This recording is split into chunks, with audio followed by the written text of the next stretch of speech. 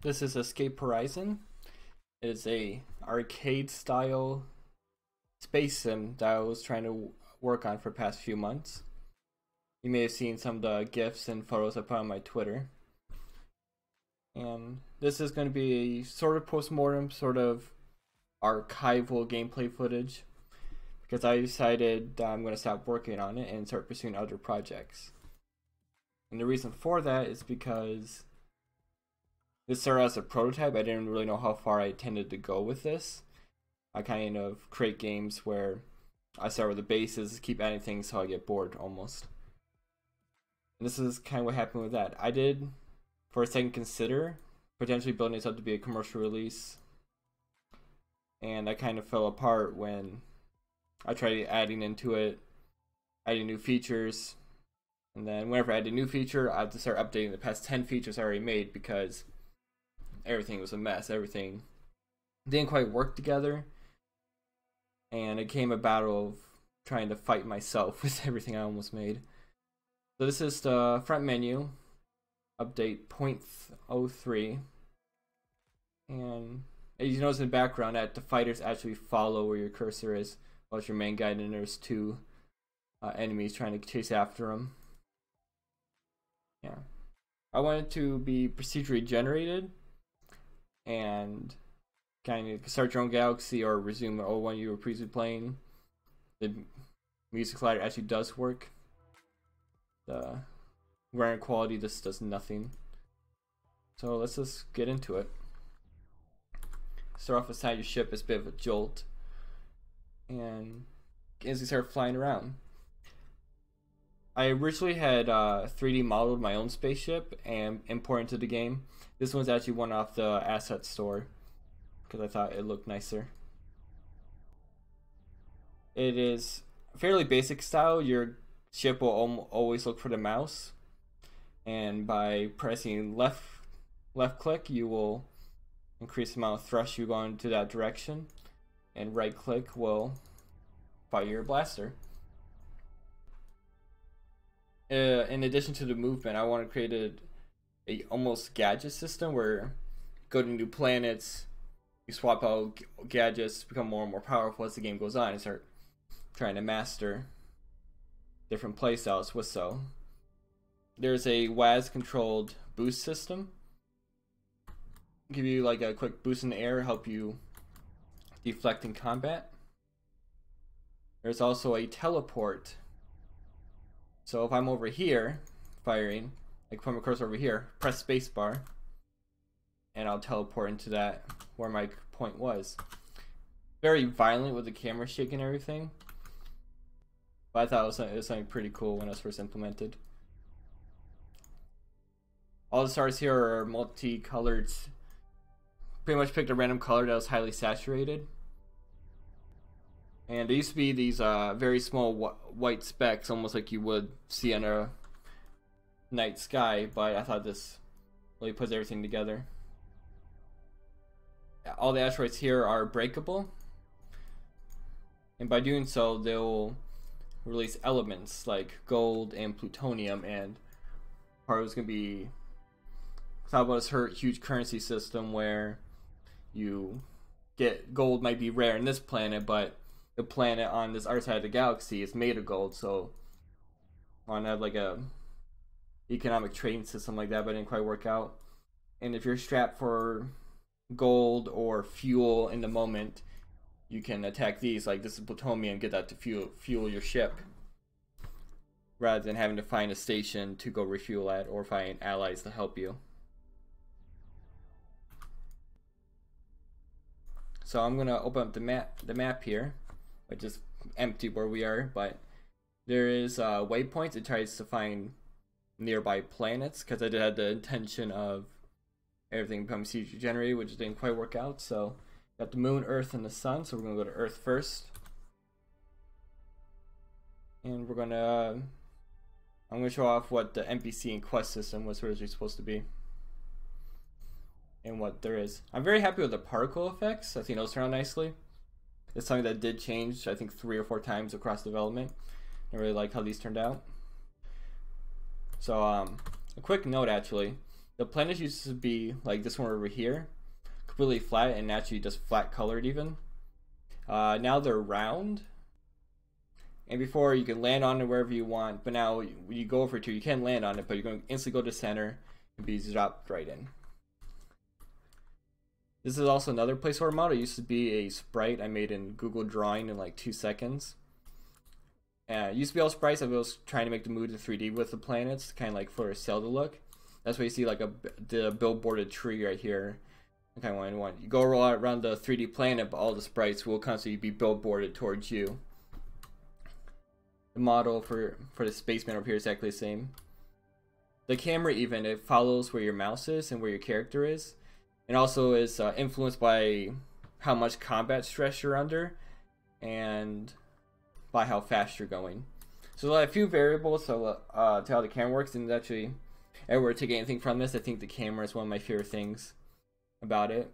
And I'll say watch how the camera works in combat, or I'm moving around and changing speeds. It is a bit violent with the camera shake, which I could probably be toned down, but other than that, I'm really proud of it. So we're going to talk to this guy, or girl, used to find out, Aloys. If for anyone that played Mount & Blade, those games might seem very similar. You have the character over here and then name, what they're saying. You have a few ways to respond, and options they give you is fairly similar to Mount & Blade as well. So you can learn more about them. You ask for any quests, trading, which as far as I don't remember, I don't think was in the Mount & Blade games. Request resupply was a thing where you build a relationship with them. You do a lot of quests, help them out, they like you. They can give you supplies for your travel, such as wormholes if you get far enough, but immediately they'll help you fuel your ship, to help you feed you, etc. Because I didn't want the only choice to be, I'm going to rob them, or the only choice is to go in the shop and try to get something.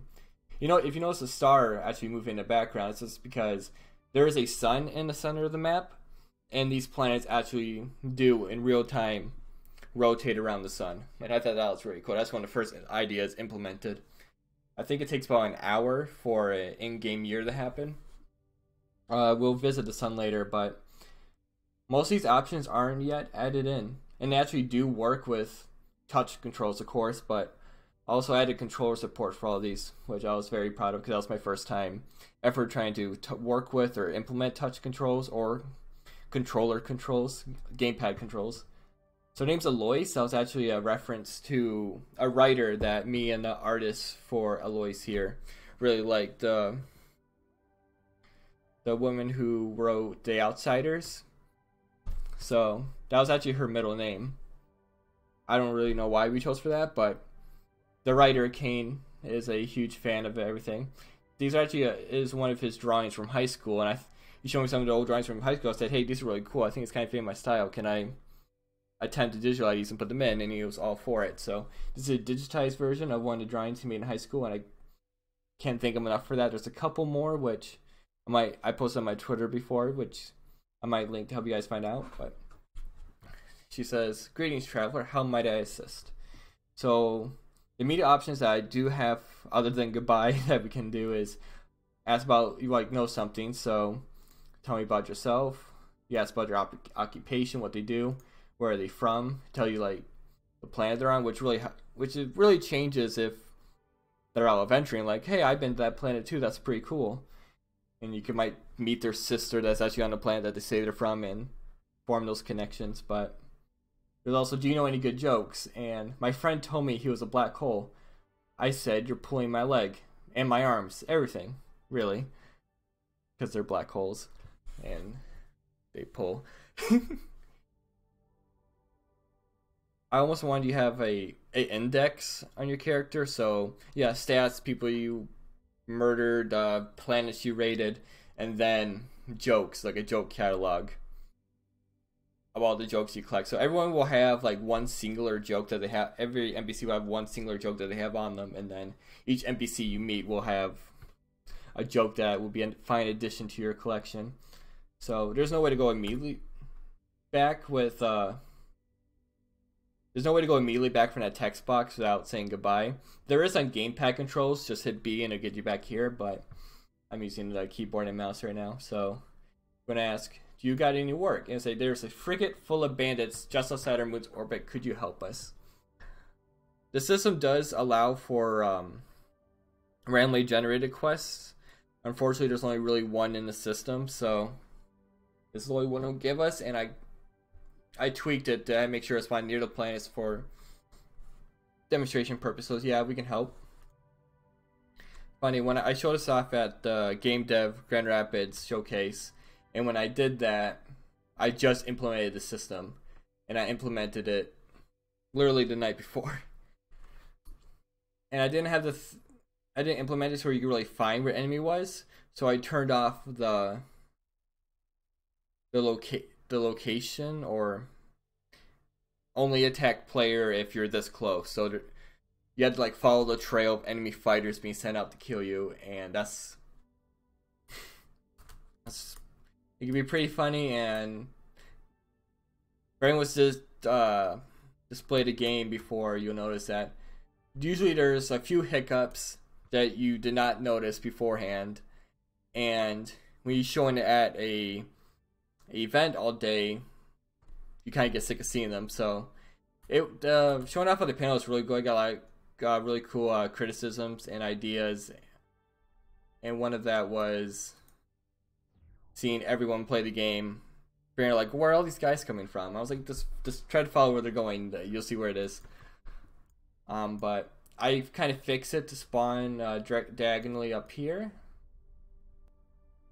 There it is. And so the frigate will constantly spawn fighters, as long as it has fighters to send out and you're in range.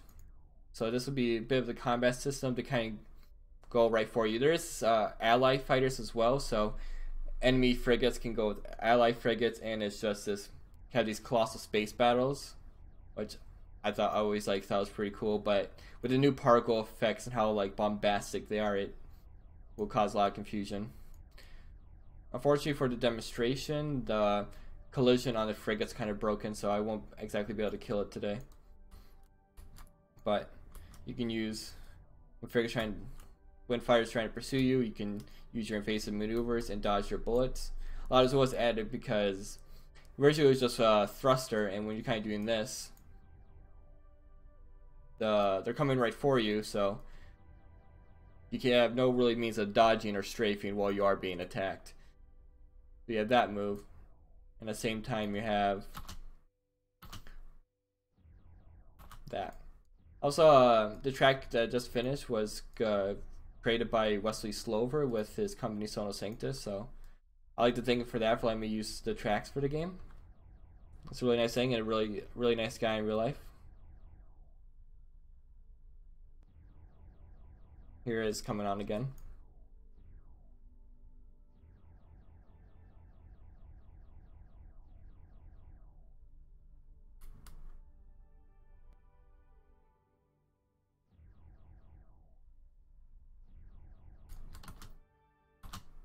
Just teleport all around and confuse the hell out of them. So we're actually going to leave this real quick. We can't actually leave. There's no fail state in yet. So the sun is the final thing. When I first created this game, especially when Wesley Slover allowed me to use the tracks in the game, I found this peacefulness and almost zen in the game whenever I'm flying a spaceship. I say as I'm being brutally attacked. I don't know, just I have anxiety myself, and just being able to like fly around to this peaceful soundtrack, the smooth camera movements, it's really nice. I'd say it has helped me a few times, especially with like relieving stress and calm me down.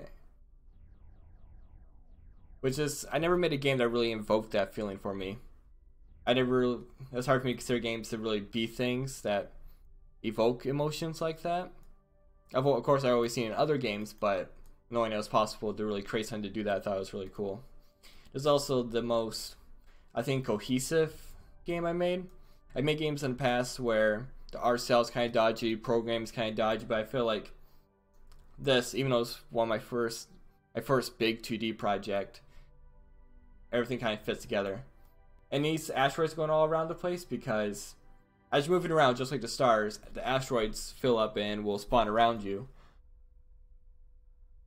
And this happens, like, and they have the ability to spawn inside the sun. So when it happens, the colliders mess up and will get shot straight out. So I think it's pretty funny sometimes.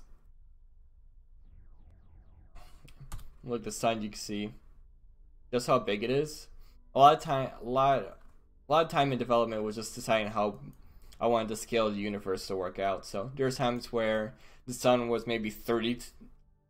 I won't say 30, maybe like 5 times the size, and there's times where the sun was just kind of small. There's times where planets were 30 times their size, and times where they're basically side dishes we put around. The idea for switching from 3D planets from 2D planets came from I thought about playing for the game was where it said unlike real life, the planets in this game are represented as flat, unlike real life. Then just putting plainly, the Earth is not flat. And I was like, I don't want my game to misrepresent the facts, so I made all the planets in my game round.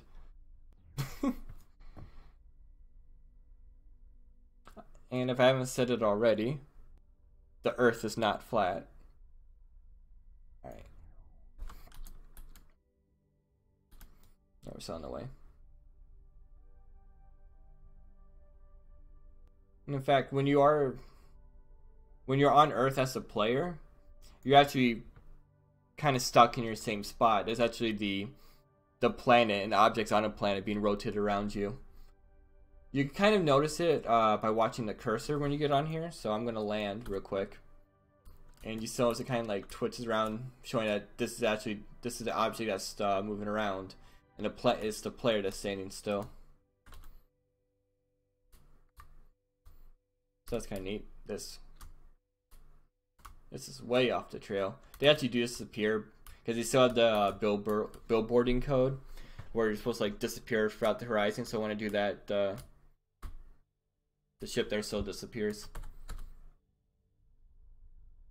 Well, this is my game. I worked on it for a few months and then slowly stopped working on it as much. And then I think it's very important, especially when you are creating a new game, to yes, go out there and prototype, see if it works good. But once you decide, like, yes, this time we're working on something that I think could be a cohesive product, a cohesive experience, definitely look into ways where don't just take the easy route. Make sure everything works together beforehand. Not saying that was, well, yeah, I can implement this mechanic right now if I do it this way, but I make it difficult for the next 10 to be implemented.